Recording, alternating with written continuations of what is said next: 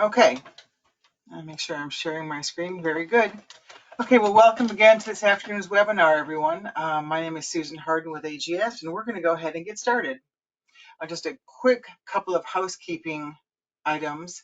First of all, this is a live presentation, so if you do have questions, feel free to use the chat feature or unmute yourself if you have a question somewhere in the middle. Hopefully, we'll have some time for questions at the very end.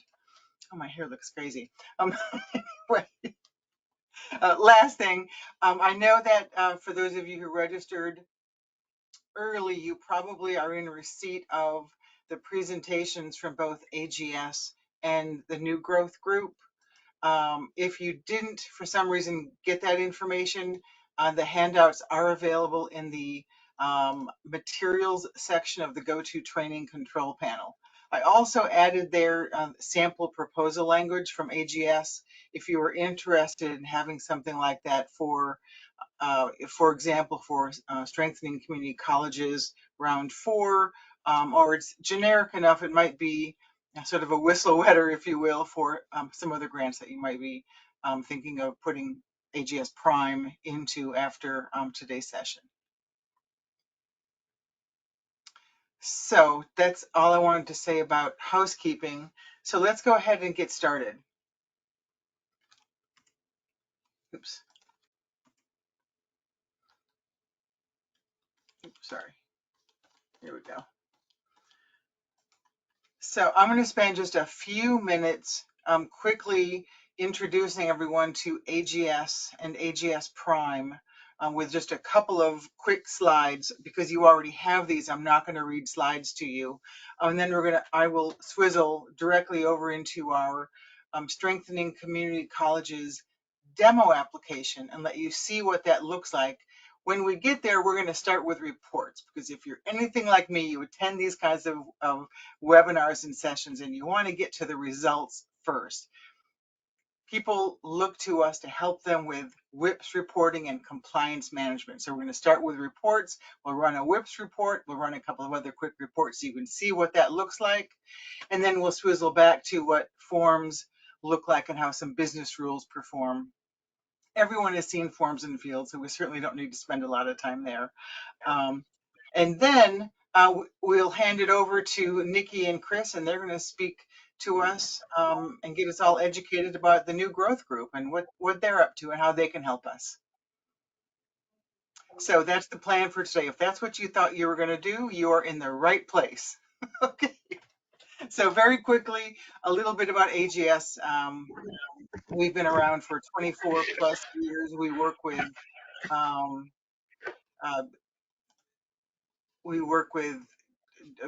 dozens, scores and scores of organizations helping to manage a variety of different grants over a couple of hundred different community colleges around the country. We have a small stable of sorry, we have a little bit of background noise. Could you mute your phone if you would, please, or your computer? That would be possible. I think I may be able to mute you. Oh, there we go. Thank you. So we are very busy and we are very much subject matter experts in the realm of federal grants and compliance. What we're going to speak to today and the kinds of things that we really support over our customer base are pre-built compliant templates, if I can use that word, pre-built applications that support federal reporting requirements. Specifically to strengthening community colleges, or SCC, we're providing your compliant WIPS report, QPR reporting, and we keep these systems all up to date with federal reporting changes as those occur. Some quick ideas on the functionality that's included in our templates. There's a built-in CRM for employer outreach and employer management.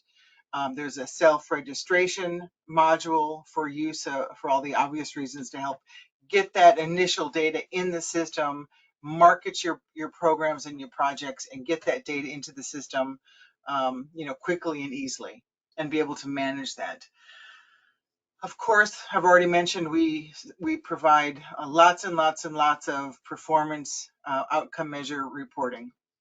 That's a big part of why organizations come to us. And we provide ongoing support for these grants and for the projects and for AGS Prime.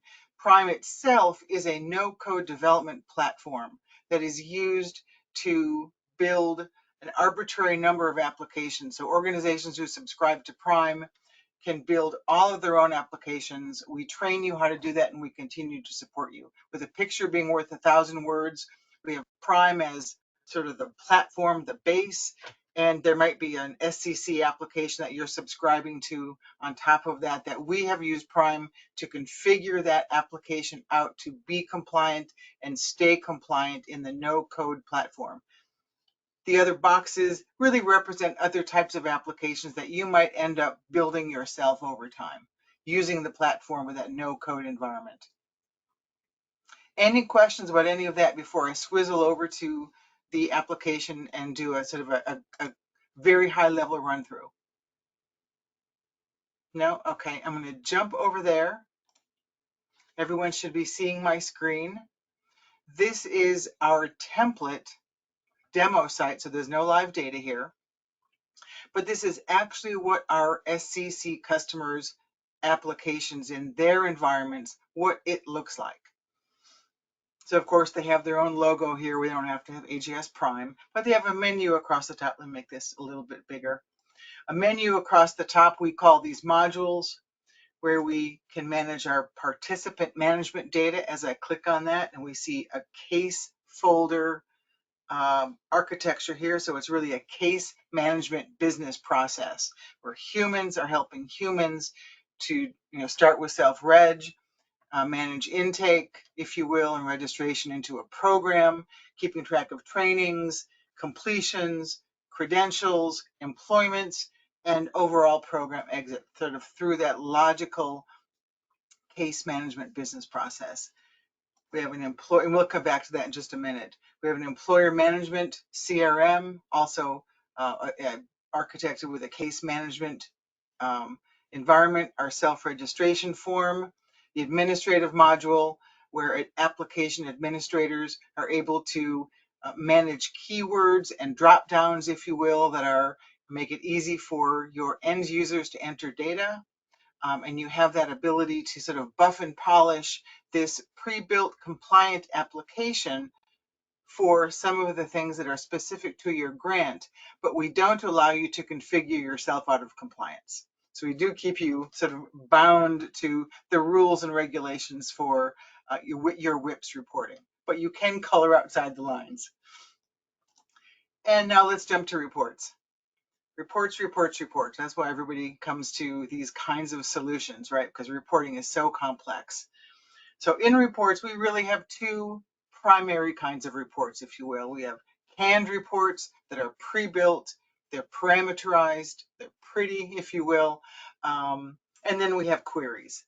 And queries here, just as a quick example, we have a pre-built list of queries, really a data export, if you will. All of these can be you can extract every field from every form into a CSV file or a JSON file for the analysts who are on the call, to be able to get your own data out in your own environment to work with your own local reporting tool, or just plain do some simple analytics using Excel if you want.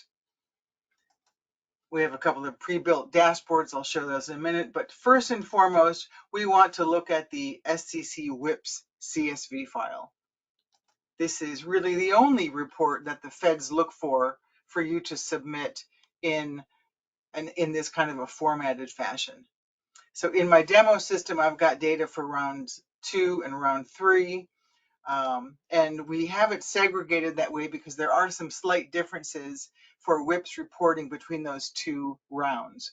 We're sort of expecting that round 4 will be the same as round 3 now that the feds have sort of buffed out their process. But regardless, we will keep our templates compliant with what the feds require for any and all rounds of SCC going forward. So we're going to go ahead and use this dialog box to select our round. And again, for demo purposes, I'm going to select round 2. I'll select the calendar year. WIPS reporting is based on calendar year and calendar quarter. I'll select Q3. That's what we would be currently reporting on.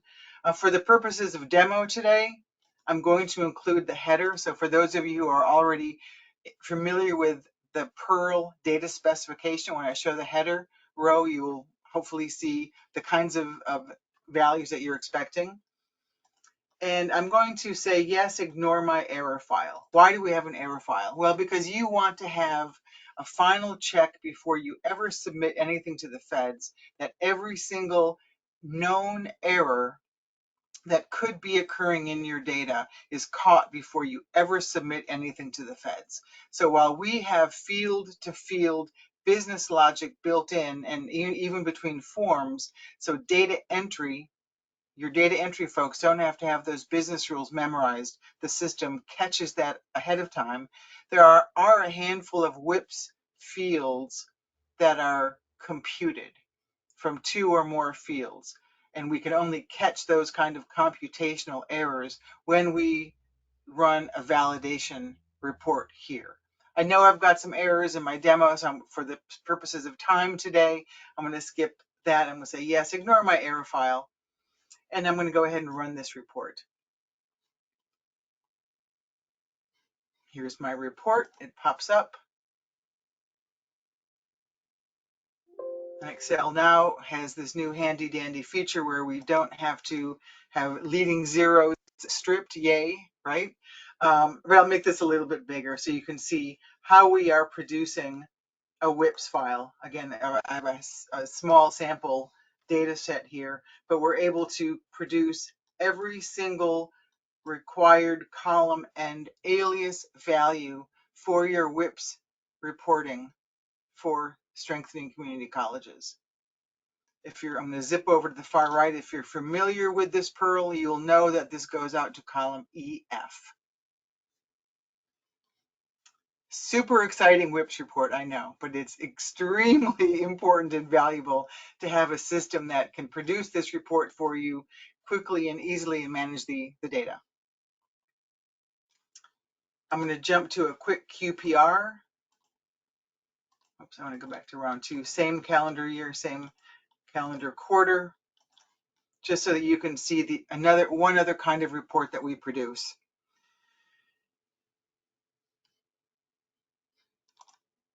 We know that you are all grant managers and project managers for this, and we are all project managers in our own right. So we want to make sure that you have the ability to know ahead of time what your QPR, your performance report for this grant, is going to look like before you ever receive that report back from the feds from your validated WIPS file. So we give you these reports to be able to run on a continual basis. You can constantly monitor your own progress. And our report is designed and architected to meet the same specifications from from DOL. I'm going to jump out now out of reports and just show you quickly what the forms sort of look like, so you can get a sense of what data entry can look like. I'm going to pick on my favorite test customer, Buddy Holly, for those of you who are old enough to know who Buddy Holly is. So here's Buddy Holly. I'm going to open up his case folder. And this is what Prime looks like. It's a case management, case folder business process where everything starts with the registration. We call that a participant profile. We enroll somebody in the grant. If they're eligible to be enrolled, we keep track of their training program and the individual trainings, their credentials, measurable skills gains, services, employments, case notes, and if you want, attachments. So all of these electronic forms, if you will, in my existing customer make up the business process for case management that includes the data required for WIPS reporting, as well as just solid generic case management tracking.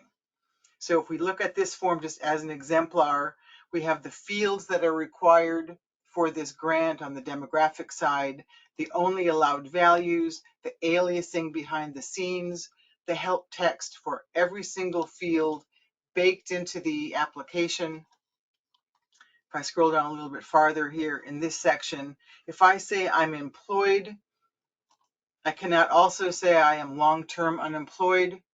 So that's just a business rule that will break on the form because it does not meet the specifications for the grant. If I have this on form error, I get a message that tells me, that guides me as an end user as to what to do. And my save button is now no longer live. So we are not going to allow you where we let the make the computer do what computers do. We are not going to let you save bad data. It just is going to screw up your WIPS reporting. So just a quick exemplar there. So as a quick recap, I want to make sure I give my colleagues time. AGS Prime, no-code platform, pre-built SCC application for your WIPS reporting and generic case management business process that has all the bells and whistles baked into it for participant tracking, self-registration, employer management, and employer outreach. So I'm going to go ahead and turn this over now. So thank you very much for listening. And I'm going to turn this over now to Nikki and Chris. Nikki, I'm going to make you the presenter. Where are you? There you are.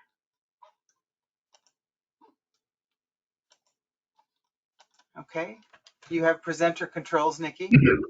Very good. I will pull up our slides and let Chris walk through. Let Chris kick it off. Can you see some slides?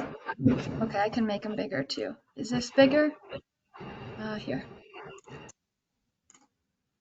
How does that look? Looks good. Great. Great. Well, thanks everybody. I'm Chris Spence, and this is Nikki Glazer-Stoikoi. We are from New Growth Group. New Growth is a workforce development consulting organization based in Cleveland, Ohio. We launched in 2010.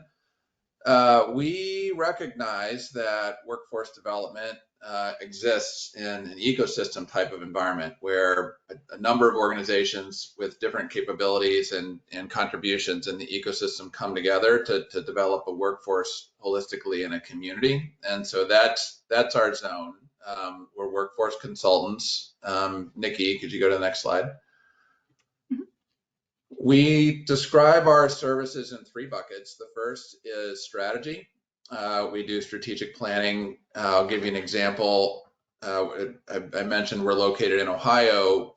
There's an Intel plant, a large Intel plant that's being built in Ohio. Currently, it is projected to have a need for around 3,000 manufacturing technician workers. We have already a shortage of manufacturing workers in the state, and we have very low unemployment right now, 3.4%. So the question is, where are the workers going to come from? We are working with the Ohio Association of Community Colleges with a grant from the Intel Foundation to develop a statewide strategic plan. There's a North Star goal that's emerging from the strategic plan to quadruple the manufacturing technician output that our community colleges are producing. So there are a number of dimensions to that strategic plan. There's a big effort that is mounting around resourcing that plan, but that's an example of a strategic plan. Connected to that is grants. We do a lot of work with grants, and I'll spend a little more time talking about grants in this presentation. We're in the process actually of writing a Strengthening Community Colleges for application in support of the Ohio Association of Community Colleges strategic plan and focusing on manufacturing. But when we talk about grants, it's full life cycle services. So and I'll go into this more in a second, but starting really at the front end, working with clients to identify grants, and then all the way through the grant life cycle. Once grants have been funded and awarded, and supporting, we have capabilities to support administration and compliance all the way through closeout of a grant-funded project. We have been writing grants since 2010, but really in a more focused way as a line of business since about 2015. We're approaching about 300 million in wins. We run about a 50% hit rate in terms of our win rate. And our total grant writing team, which is a mix of staff and kind of preferred consultants, is about 10 people. Our third bucket is evaluation, and Nikki leads that group within our organization, answering questions like, what is the impact of this project? Is it having the intended impact? And part of the evaluation line of business includes what I would consider data analytics, less evaluation and more around performance reporting, labor market information, and other sorts of analytics, drawing on our organization's expertise using things like GIS, statistical programming, and other capabilities. We're 25 states and growing. I think we're probably at 26 or 27 by now. We need to update our map, but it's mostly in the heartland, a little bit on the coast, but mostly centered in the Midwest and in the heartland. Next slide, Nikki. So when it comes to grants, we talk in terms of the grant life cycle. We do grant forecasting and identification. We work with clients to identify grants, to help them go through a process to consider if the grant is a good fit for them, leading to a go or no-go decision. We often get asked questions something along the lines of, is this grant a good fit for us? Is our idea competitive? So we draw on our experience, and we have some discussion tools that we use to support go or no-go decisions in collaboration with our clients.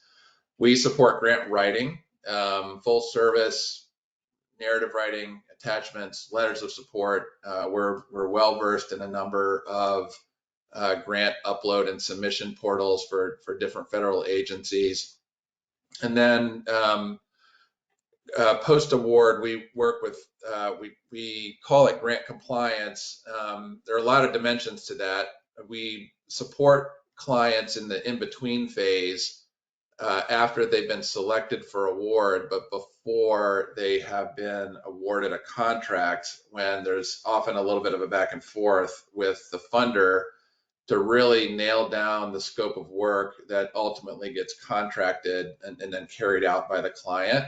We consider that sort of an extension of our grant writing service, and we really want to help make sure our clients get all the way across the finish line and to where the money is flowing and supporting their goals and their institution. And then in terms of compliance, it's background work. Sometimes we can pinch hit for periods of time as project managers. That typically happens when it happens during project kickoff timeframes before project staff have been hired, but when project work needs to start. Sometimes clients need just a little bit of bench strength to help get things moving before they have their permanent staffing solution figured out. And then also sometimes at the end of a grant time frame, it's I think challenging from a workforce management perspective to be working on soft money, and sometimes folks will transition to their next opportunity as grant timeframes are looking to sunset, and so we can help get things across the line. We're a solution for that. We also do a lot of performance reporting. So one of the ways that we frequently engage with AGS and the Prime tool is supporting performance reporting, and Nikki can talk a little bit more about that. But we work with clients on a lot of coaching and kind of end user support to make sure that the data is getting into the AGS Prime tool the way that the clients are intending it, and then supporting their learning process and their reporting process to ensure that they're getting the most out of the AGS tool, and then that the reports are getting submitted on time and everything. Okay, Nikki, am I handing it off to you to talk about evaluation? Yes. Okay. So as Chris mentioned, another thing that New Growth does is third-party evaluations with lots of experience providing evaluations of federally funded grants. My role specifically is the Director of Evaluation and Analytics, and so I personally lead a lot of these federal grants funded by all sorts of different funders. For example, Department of Labor, of course, is really big right now with the Strengthening Community Colleges grants. We're currently evaluating a number of those. We've have a history with scaling apprenticeship grants, TACT grants from a few years back, work grants, the workforce opportunities for rural communities, among others. We also have a lot of experience with Department of Education grants, specifically Perkins Innovation and Modernization grants, Title III, among others. We've also done a lot of evaluations and grant writing funded by NSF, such as ATE grants, the Advanced Technological Education grants, as well as workforce grants funded by the Department of Justice or the Department of Defense or the Department of Commerce, like the EDA's Economic Development Administration's Good Jobs Challenge grant. And so lots of grant writing and evaluation experience in the funders where you would expect, like Department of Labor, Department of Education, but beyond that as well. The size of the evaluations that we conduct, those range widely from single institution, smaller scale evaluations to multi-state or national consortiums with partners in education, training, business and industry, economic development, workforce development. So those partners really have a wide range. Similarly, the types and approaches that we do for evaluations range depending on really two key factors: the funder requirements, of course, whatever the funder wrote in their FOA, as well as client preferences. So we'll make sure that our client is really involved in the evaluation planning process. But broadly, we specialize in mixed methods or quasi-experimental evaluations, which include a mix of qualitative inquiries, thinking like interviews, focus groups, surveys, as well as the more quantitative data collection and analysis, like deep dive comparison analyses or deeper dive statistical work, or plugging into the primary data collection through AGS Prime. Specific evaluation types include your implementation evaluations. Those would be the type of evaluations where we're seeing, we're working with the client to see, are things progressing on the grant as intended? What are the barriers and how can we overcome those? And what are the success stories? Developmental evaluations, which are very similar to implementation evaluations, but much more collaborative and problem solving with the clients as opposed to being more of an external partner, being more collaborative, as well as outcomes or impact evaluations, and that's very numbers driven and quantitative.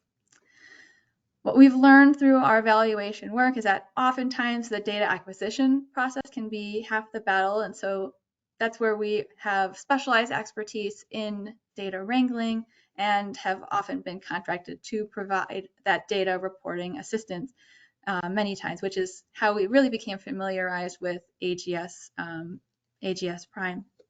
And so I'd say, like, if your project needs additional data management capacity, perhaps you have a large consortium with multiple partners. We've often provided a lot of support with those sorts of evaluation and reporting assistance. I think those were the main things that I wanted to touch on, and I'm looking at the time, and we are right on the dot. So I have nothing else on the new growth front to talk about, unless Chris, you had anything. And if not, I think we can kick it over to. I do have one thing, Nikki. So, because we're talking about, I think there's a thread of strengthening community colleges going through this. So, could you talk about the work that you're doing, just briefly, the work you're doing with WVUP and the Strengthening Community Colleges 2 grant? Yeah, so with the Strengthening Community College 2 grant with West Virginia, we are providing implementation and outcomes evaluation assistance in my specific department of evaluation and analytics. We are doing a deep dive comparison analysis where we're looking at nursing students that are grant impacted and comparing those to a comparison group of nursing students who were not grant impacted, just to see the full breadth and impact of the SCC grant dollars on those nursing students. So it's going to be a really deep dive plugging into state longitudinal data systems, and I think it'll be really exciting. We'll also be partnering with other organizations to assist with a developmental evaluation, and that's still very much in the works, but it's really exciting stuff. Thanks, Susan. Back to you. Okay, well, Let me stop sharing here. Sorry about that. well, no, you're fine.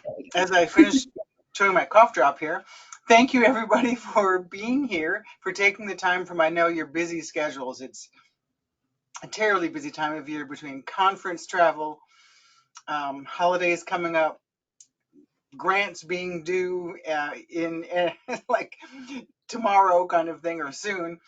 We all really appreciate you taking the time to be here with us today. And we will follow up with all of you with the recording from today's session. You can review it again, share it with your colleagues as need be.